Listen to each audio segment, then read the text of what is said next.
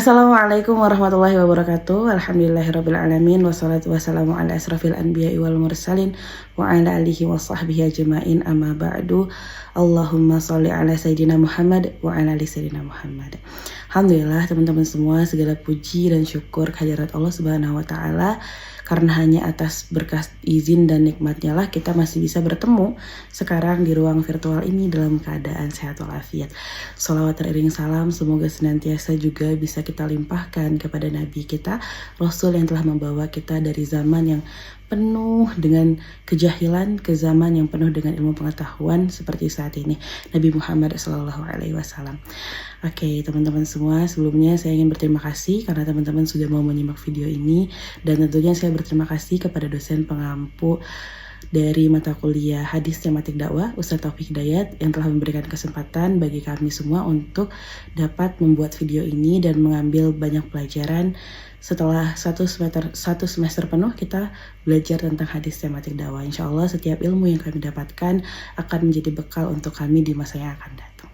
Di judulnya sendiri kita udah bisa nebak nih arahnya kemana gitu ya. Ada hadis, ada tema-temanya, ada kata-kata dakwahnya itu sendiri. Nah, jadi emang teman-teman, hadis tematik dakwah ini tuh adalah pengelompokan atau kajian pengelompokan hadis berdasarkan dengan tema atau topik tertentu. Misalkan dari peribadatan kita, misalnya puasa, kita ingin berdakwah tentang puasa, maka mengelompokkan hadis-hadis bertemakan puasa itu sendiri gitu. Dan kalau misalnya hadis tematik dakwah ini tuh kalau dalam bahasa Arabnya disebut al-hadis al-maudhu'i. Jadi hadis al-maudhu'i, maudhu'i itu diambil dari kata wada'a. Jadi ditempatkan sesuai dengan tempatnya, seperti itu secara bahasanya. Tujuannya buat apa sih hadis tematik dakwah ini? Yaitu supaya kajian yang kita sampaikan itu memberikan pemahaman secara utuh, secara komprehensif, gak parsial.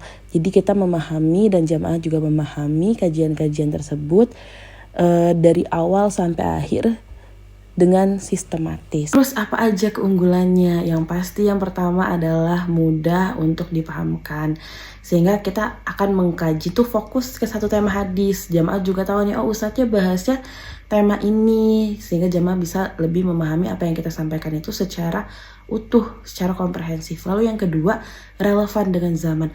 Kita hidup di zaman yang benar-benar gak bisa ditebak, dimana kadang masalah tuh di luar nurul gitu ya, di luar nurul teman-teman. Jadi metode ini bisa digunakan untuk menemukan sebanyak-banyaknya hadis yang bersinggungan dengan tema atau isu yang sedang viral tersebut gitu.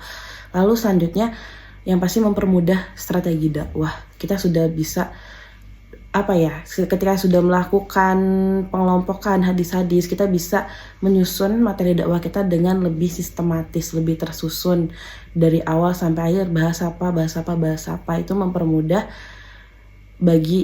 mempermudah strategi dakwah. Lalu selanjutnya yang terakhir adalah lebih aplikatif. Jadi misalkan dari tema ini tentang kesabaran, kita cari hadis-hadis tentang kesabaran, dikelompokkan gitu ya dengan tata cara yang sudah ada, dengan langkah-langkah yang sudah ada, maka itu bisa langsung diaplikasikan dalam kehidupan sehari-hari. Bahasanya jadi bisa lebih dekat dengan kehidupan sehari-hari kita. Seperti itu. Nah, tapi tentunya ada kekurangannya juga. Yang pertama misalkan kemungkinan terjadi reduksi makna, karena misalkan udah berfokus nih pada temanya, bisa jadi mengabaikan konteks dari hadisnya itu sendiri. Lalu yang kedua, keterbatasan sumber. Misalkan udah pilih tema, gak semua tema itu banyak hadis pendukungnya. Jadi bisa jadi kita mengalami itu keterbatasan dari sumber hadisnya itu sendiri.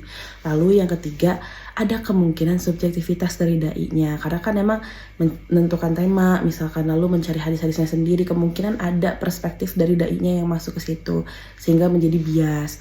Lalu yang terakhir, kalau misalkan gak hati-hati, gak mendalam, gak dianalisis dengan baik matannya, dan tidak diikuti gitu ya langkah-langkahnya dengan baik, diikhtiarkan dengan baik, maka ada kemungkinan penurunan kualitas dari hadis tematik tersebut atau dari pengumpulan hadis berdasarkan tema tersebut. Oke, next kita masuk ke langkah-langkah dalam menerapkan hadis tematik dakwah. Jadi yang ada beberapa tahapan, ada 8. Yang pertama itu adalah menentukan tema dakwah. Secara spesifik kita mau ngebahas apa, misalkan sabar dalam berdakwah. Jadi bahasanya tuh harus fokus, sabar ngapain, kayak gitu. Terus mengumpulkan hadis-hadis terkait. Jadi udah tentuin temanya, kita kumpulin hadis-hadis yang sesuai dengan tema yang mau kita bawakan tadi. Lalu selanjutnya melakukan takhrij hadis. Kita telusuri sanadnya, matannya, perawinya, derajat hadisnya sahih kah, apakah dia hadis hasan, hadis dhaif, jangan sampai juga hadis palsu gitu ya, hadis maudhu gitu. Nah, karena emang ini yang bakalan kita pertanggungjawabkan dari pengumpulan hadis ini. Lalu memahami konteks hadis, asbabul wurudnya. Kenapa nih hadis ini nih turun karena apa? Jadi nggak cuman kita pahami secara tekstual, tetapi kontekstual gitu ya. Kenapa turun? Sehingga kita bisa tahu apakah ini akan cocok ketika kita masukkan ke dalam tema yang mau kita bawakan tadi. Lalu selanjutnya yang kelima, mengklasifikasikan, ini mulai mengelompokkan gitu. Misalkan dari sabar dalam berdakwah gitu ya, sabar dalam berdakwah, bagaimana caranya bersabar menghadapi apa gitu. Terus misalkan kalau misalkan ada penolakan, gimana cara kita untuk menerima itu, misalnya dari kisah Rasul, apakah pernah Rasul mendapatkan penolakan dalam dakwah, banyak sekali tentunya. Nah, itu bisa dimasukkan dalam konteks tadi bersabar dalam dakwah. Lalu menganalisis, menghubungkan hadis. Jadi ternyata udah ngumpulin banyak, terus nggak cukup dikumpulin aja, tapi dianalisis, kita hubungkan satu persatu hadisnya untuk tadi mencapai pemahaman yang komprehensif atau pemahaman yang utuh. Lalu selanjutnya itu ada menarik kesimpulan. Setelah dianalisis, dikumpulkan, dikait-kaitkan kayak apa ya, dots gitu bahasanya. Terus kita banyak dots, terus kita ambil tarik garis gitu, sehingga akhirnya nanti kita bisa istinbat atau menarik kesimpulan dari hadis-hadis yang kita kumpulkan tadi. Lalu selanjutnya adalah menerapkannya dalam dakwah. Ini adalah yang terpenting gitu teman-teman. Setelah kita melakukan berbagai ikhtiar untuk mengumpulkan hadis sesuai dengan temanya ini, tentunya ini akan menjadi bekal kita untuk berdakwah di kehidupan nyata, untuk ceramah ataupun seperti ini kita ngobrol di dunia virtual seperti itu. Dan tujuan akhirnya itu memang adalah praktik, bukan sekedar teori gitu ya. Jadi memang akan digunakan untuk dakwah seperti itu. Jadi itulah tahapan-tahapan untuk menerapkan hadis tematik dakwah. Jadi itu teman-teman langkah-langkah yang harus kita lakukan dalam menerapkan hadis tematik dakwah. Next kita akan bahas bahasan selanjutnya, yaitu istilah dakwah dan komunikasi dalam hadis. Dari dakwahnya itu sendiri ada kata dakwah yang artinya menyeru, mengajak, memanggil gitu ya. Memang dalam Islam itu adalah tugas bagi setiap muslim untuk menyeru kepada kebaikan, menyebarkan agama Islam ini seluas-luasnya seperti itu. Lalu ada tablik. Nah, tablik ini apa bedanya sama dakwah? Kalau dakwah tuh semua tindakan apapun itu, baik dalam diam ataupun dengan bersuara ataupun melakukan sesuatu, misalkan kita memungut sampah gitu ya, tanpa kayak hai aku lagi memungut sampah, atau kayak kita menyampaikan kebaikan atau hadis-hadis tentang kebersihan, tapi kita hanya memungut sampah, lalu ada yang melihatnya, ada yang mencontohnya, maka itu termasuk bagian dari dakwah. Tapi kalau tablik itu adalah kita menyampaikan, seperti saat ini saya sedang menyampaikan, berarti ini adalah bertablik, menyampaikan kepada teman-teman terkait apa yang saya ketahui. Itu adalah tablik ya, teman-teman menyampaikan dengan bahasa apapun, termasuk diantaranya bahasa isyarat gitu ya. Itu intinya ada kata-kata, ada informasi yang akan diterima oleh teman-teman semuanya. Lalu selanjutnya ada amar ma'ruf nahi munkar, dan ini lekat sekali ya dengan dakwah, karena menariknya di Islam itu tidak hanya menyebarkan kebaikan sebanyak-banyaknya, tapi juga mencegah daripada sesuatu yang tidak baik, sesuatu yang mungkar. Dan ini justru dakwah yang menurut sebagian besar umat muslim itu sulit. Lebih mudah mengajak orang kepada kebaikan daripada menyuruh orang berhenti atau mencegah orang daripada maksiat atau kejahatan, seperti itu. Lalu ada tausiah. Nah, tausiah itu seperti motivasi agama gitu, sesuatu yang menyentuh hati, memberikan kesegaran dalam pikiran. Misalnya ada tausiah Ramadan, diisi dengan keutamaan-keutamaan bulan Ramadan, sehingga menggugah hati orang-orang untuk semakin mengenal Islam, semakin mencintai Islam, seperti itu. Lalu ada irsyad. Nah, irsyad ini tuh lebih ke bimbingan atau konseling gitu ya. Jadi emang ini menariknya karena dakwah dalam Islam itu benar-benar kalau diterapkan dengan sangat baik oleh semua umatnya, benar-benar sangat mendalam dan utuh gitu. Termasuk dalamnya ada irsyad gitu, ada bimbingan dari sekian banyak gitu ya, dari sekian banyak seperti amar ma'ruf nahi munkar gitu ya, ada dakwah tentang kelembagaan dan sebagainya gitu. Ada juga dakwah irsyad, lalu ada tarbiyah. Tarbiyah ini pendidikan, karena memang Islam itu tidak memisahkan, dia tidak sekuler memisahkan antara pendidikan dan agama. Justru semakin kuat pendidikannya juga akan semakin kuat agamanya. Jadi nafas-nafas dakwah ini juga akan terus berlanjut ya dalam pendidikan-pendidikan yang ada di rumah-rumah orang muslim, yang ada di TPA-TPA dekat-dekat rumah, dimanapun itu kita menyelipkan nafas dakwah ini di setiap kehidupan pendidikan bagi anak-anak muslim dan muslimah, seperti itu. Lalu selanjutnya kita akan masuk ke bahasan terkait tentang komunikasi, istilah-istilah dari komunikasi gitu ya. Komunikasi di dalam hadis ini sendiri, yang pertama ada kaulan sadidan. Itu perkataan yang benar, menyampaikan perkataan yang sesuai dengan datanya, sesuai dengan faktanya gitu. Walaupun kadang itu menyakitkan gitu ya. Nah, tapi kaulan-kaulan yang lain ini akan menjawab dari menyakitkan tadi, bahwasanya meskipun kita menyampaikan sesuatu yang benar, tetap harus dengan kaulan layyinan, dimana perkataan ini harus tetap lembut, sebagaimana Nabi Musa juga diperintahkan untuk tetap berkata dengan lembut kepada Fir'aun. Meskipun Fir'aun ini sudah mengaku sebagai Tuhan, meskipun Fir'aun ini sudah membunuh sekian banyak orang, tapi Allah tetap memerintahkan bahwasanya Musa peringatkan dengan lemah lembut, seperti itu. Lalu ada kaulan balighon. Kaulan balighon ini perkataan yang jelas dan juga perkataan yang menyentuh ke hati gitu ya teman-teman. Jadi memang penyampaian dalam Islam itu tidak cukup dengan materi yang benar saja, tetapi dengan cara atau kaifiat yang benar, seperti itu. Lalu ada kaulan kariman, perkataan yang mulia kita sampaikan kepada orang tua kita, kepada guru-guru kita gitu ya.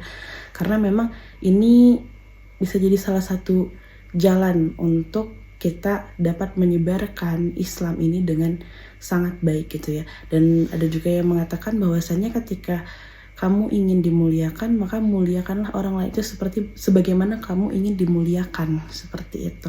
Lalu ada kaulan ma'rufan dan kaulan maisyuron ya gitu. Kaulan ma'rufan ini perkataan yang baik, perkataan yang apa ya, santun gitu ya, sesuai dengan budayanya.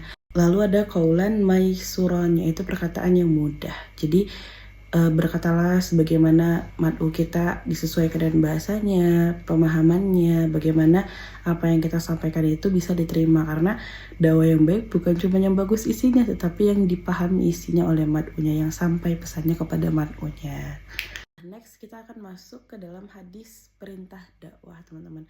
Satu hadis pendek yang mungkin teman-teman hafal, dan ini menjadi penyemangat juga bagi saya untuk berdakwah, karena saya sempat takut sekali berdakwah gitu ya teman-teman, karena merasa saya tidak pernah pantas gitu dengan semua keilmuan saya, dengan semua dosa-dosa saya, dengan banyaknya hal yang tidak saya ketahui. Saya merasa tidak pantas untuk berada di panggung dakwah ini. Tapi Rasul menenangkan kita dengan mengatakan, balighu anni walau ayah. Kata Rasul, sampaikan dariku walaupun itu hanya satu ayat. Jadi satu ayat yang kita pahami, satu pembelajaran yang kita pahami, sampaikan ke khalayak luas. Karena dakwah tuh bukannya harus dari kuantitasnya saja, bukan harus banyak saja, tapi bagaimana hal tersebut bisa masuk walaupun cuma satu ayat, tapi teman yang kita bilangin tadi jadi berubah. Walaupun hanya satu ayat, tapi orang-orang yang mendengarnya hatinya tergugah untuk mendekatkan diri kepada Islam, maka itu adalah sebuah hal yang indah, sebuah keberuntungan bagi kita. Karena dijelaskan lagi dalam hadis yang lainnya, dalam hadis riwayat Muslim, barang siapa yang mengajak kepada hidayah, maka ia mendapatkan pahala, dan pahala orang-orang yang mengikutinya tanpa mengurangi pahala mereka sedikit pun. Itu Islam tuh benar-benar memberikan kita banyak kesempatan untuk mendapatkan pahala, untuk menuju surga, walaupun kita usianya lebih pendek daripada kaum-kaum nabi yang lain, tapi Allah kasih kita benefit lebih gitu kan. Allah maha adil, Allah tahu nih kita hidupnya singkat, dan Allah kasih beberapa hal yang itu seperti hadiah buat kita. Kita nyampein sesuatu, kita berbuat sesuatu, ada orang yang nyontoh, selama dia melakukan kebaikan itu gak pernah putus pahalanya, terus mengalir untuk kita dan tidak mengurangi pahala dia gitu. Itu Masya Allah. Jadi dari hadis-hadis yang memerintahkan dakwah ini, kita menjadi tahu bahwasanya penting sekali untuk terus mensyiarkan Islam, bukan hanya agar apa ya, bukan hanya untuk orang lain bahasanya, tapi juga untuk diri kita sendiri. Seperti itu. Oke teman-teman, masuk ke bahasan terakhir dari hadis yang saya pilih, yaitu tentang hadis komunikasi politik. Menurut saya ini menarik gitu ya. Islam itu selalu membuat saya berpikir bahwasanya emang Islam ini bukan sekadar agama ritual, bukan sekadar agama yang ibadah saja dalamnya, tapi Islam mencakup semua aspek kehidupan, termasuk di sini adalah politik. Di sini ada hadis dari Abdullah bin Mas'ud radhiyallahu anhu, an Abdillahi Mas'udin radhiyallahu anhu qala Rasulullah sallallahu alaihi wasallam, alaikum bisidqi fa inna sidqa yahdi ilal birri wa innal birri yahdi ilal jannah wa ma yazalu rajulu yasduqu wa yatarras sidqa hatta yuktaba indallahi siddiqan wa iyyakum wal kadhib fa innal kadhiba yahdi ilal fujur wa innal fujurah yahdi ilan nar wa ma yazalur rajulu yakdzibu wa yataharral kadziba hatta yuktaba indallahi kadzaban. Artinya Abdullah bin Mas'ud radhiyallahu anhu meriwayatkan Rasulullah Shallallahu alaihi wasallam bersabda, hendaklah kalian jujur. Kejujuran itu menuntun kepada kebaikan, dan sesungguhnya kebaikan itu mengantarkan ke surga. Seseorang akan selalu jujur dan berusaha untuk jujur sehingga dicatat di sisi Allah sebagai orang yang jujur. Sebaiknya jauhilah dusta, karena dusta itu menjerumuskan kepada kedurhakaan, dan sesungguhnya kedurhakaan itu menjerumuskan kepada neraka. Seseorang akan selalu berdusta dan berupaya untuk berdusta sampai dicatat di sisi Allah sebagai seorang pendusta. Nah, hadis ini tuh yang menyatakan bahwasannya kejujuran ini tuh fundamental dalam komunikasi di bidang apapun, terutama di bidang politik ini sendiri ya, yang dimana mereka itu adalah public figure, mereka adalah aktor politik yang bakalan mendapat trust dari masyarakat, mereka mendapat kepercayaan dari masyarakat, sehingga ada kemungkinan besar untuk mengelabuhi masyarakat itu sendiri, sehingga dalam komunikasi politik hadis tentang kejujuran ini menjadi sesuatu yang sangat-sangat mendasar. Itulah menariknya bahwasanya kita sesama kita saja, yang maksudnya tidak ada kepentingan dalam dunia politik, itu kejujuran, kebenaran adalah hal yang harus dijunjung tinggi. Apalagi di tingkat yang menyangkut hajat hidup orang banyak, maka kejujuran ini akan menjadi tiang dimana ketika dia rapuh, runtuh semua yang ada di atasnya. Tapi ketika dia tegak berdiri, sekuat apapun angin, sekuat apapun godaan-godaan dari sekitar, maka tidak akan meruntuhkannya. Seperti itu. Sekian dari saya teman-teman, banyak sekali masih kekurangannya, tapi terima kasih sudah mau mendengarkan penyampaian dari saya. Semoga dari sedikit tersebut bisa ada yang dibawa menjadi bekal, dibawa menjadi oleh-oleh untuk teman-teman semua setelah mendengarkan pemaparan materi ini. Sekian dari saya, mohon maaf. Kepada Allah saya mohon ampun. Kita tutup dengan istighfar sebaik-baiknya. Astagfirullahaladzim, astagfirullahaladzim, astagfirullahaladzim. Dan doa kifaratul majlis. Subhanakallahumma bihamdika asyhadu alla ilaha illa anta astaghfiruka wa atubu ilaik. Wassalamualaikum warahmatullahi wabarakatuh. Sampai jumpa lagi di bahasan-bahasan selanjutnya.